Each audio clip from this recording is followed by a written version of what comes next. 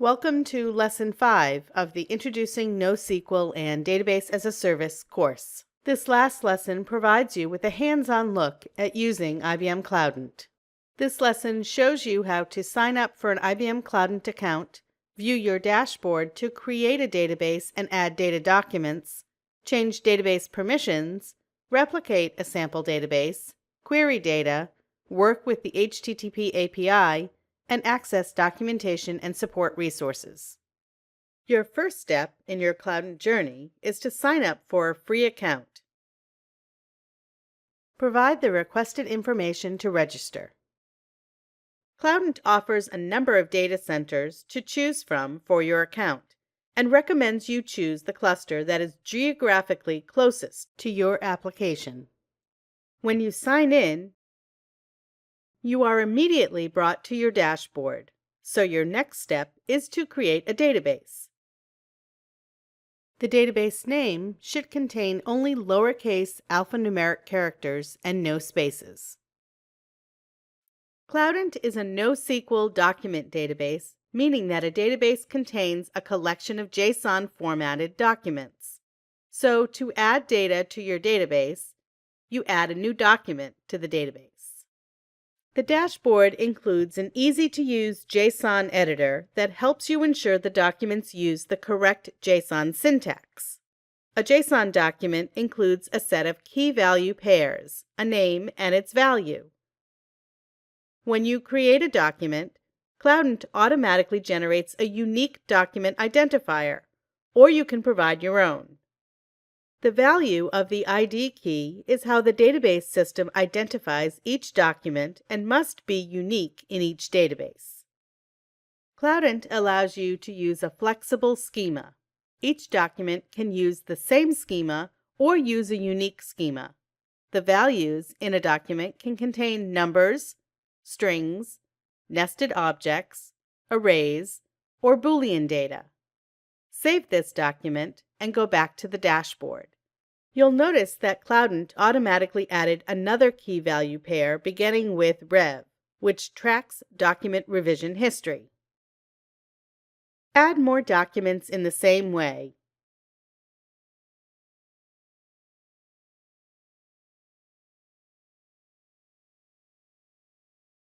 Cloudant lets you set permissions for an individual database. If you share this database with users, then they will be able to access the database from their dashboard. Generate an API key to provide credentials for programmatic access to a database. You can perform basic create, read, update, delete operations on documents by directly referencing the document ID. Additionally, Cloudant creates the primary index for every database out of the box and stores it in a B-tree data structure. Cloudant uses the document ID as the primary key. The primary index is most useful when you can find documents based on their ID. Cloudant builds a secondary index using MapReduce and stores it in a B-tree data structure also. The secondary index is useful when you need to analyze data or get a range of keys. For example, to count data fields, sum or average numeric results, gather advanced statistics, and group by date. The search index is built using Lucene Search, which is a unique feature of Cloudant. The search index is useful to perform ad hoc queries, find documents based on their contents, or work with groups, facets, or geographies. The geospatial index is also unique to Cloudant and is stored in an R-tree data structure. The geospatial index is most useful for complex geometries, advanced relations, and GeoJSON. Cloudant Query uses Mongo-style querying and is useful for ad hoc queries when using many logical operators, or if you are familiar with querying data using MongoDB or SQL. The Cloudant website includes examples and tutorials for each type of index to help you get started. If you sign in, then you will be able to add any of the sample databases to your Cloudant account. This process uses the replication API under the covers to replicate the selected sample database to your dashboard. You can create as many databases as you need in your account each with any number of documents. The next time you load your dashboard, you'll see the AnimalDB sample database in your list of databases. The AnimalDB database includes a design document defining any secondary indexes that the database should have, and the rest of the documents contain the information for each animal. Cloudant leverages an HTTP API with the API URL giving you direct programmatic access from an application or from the command line with the curl utility. From here, you can also view the JSON document at the specified URL. The Cloudant HTTP API follows this hierarchical model: account, database, document, attachment. A URL for the Cloudant API is made up of an account name, the database within that account, and the endpoints to manipulate data within that database. This example references the A-blanks account, the employee directory database, and for all documents in the database, show the document body. You could use this programmatically to populate a web page that shows all employees. You make HTTP requests using these verbs: get, put, post, delete, and copy. Typically, when you access the data from a browser, you perform a GET. However, you can use browser add-on tools or a command line tool to put, post, delete, or copy data.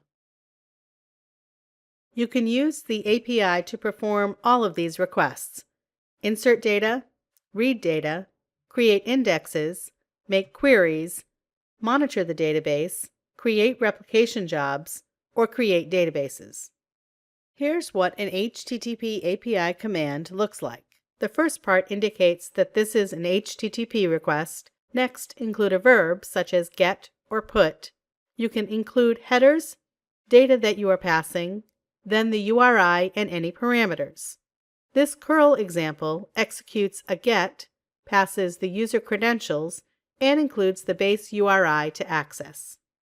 To start, it's important to have a set of useful tools installed on your environment for accessing the Cloudant HTTP API.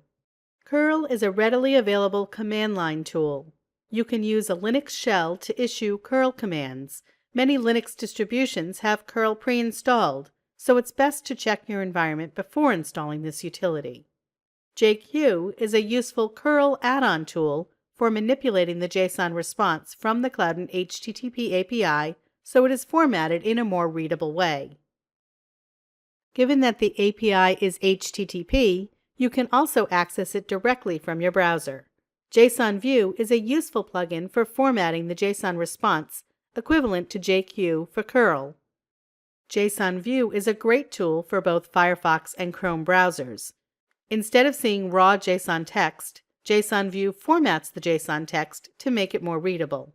REST Client and Postman provide an easy user interface to manipulate the API, such as sending requests to the Cloudant database, parsing a response, specifying a URL with credentials to authenticate, or adding headers. This screen shows Postman in Chrome, but REST Client in Firefox works similarly and are both great tools for those who prefer to use a browser over a command line. And if you prefer a visual experience, the Cloudant dashboard provides an intuitive user interface for the majority of the API functionality. If you need help at any point, the dashboard provides access to the documentation. Or you can contact support in any one of three ways: submit a new support case, email support@cloudant.com, or join the Cloudant channel on Internet Relay Chat, IRC.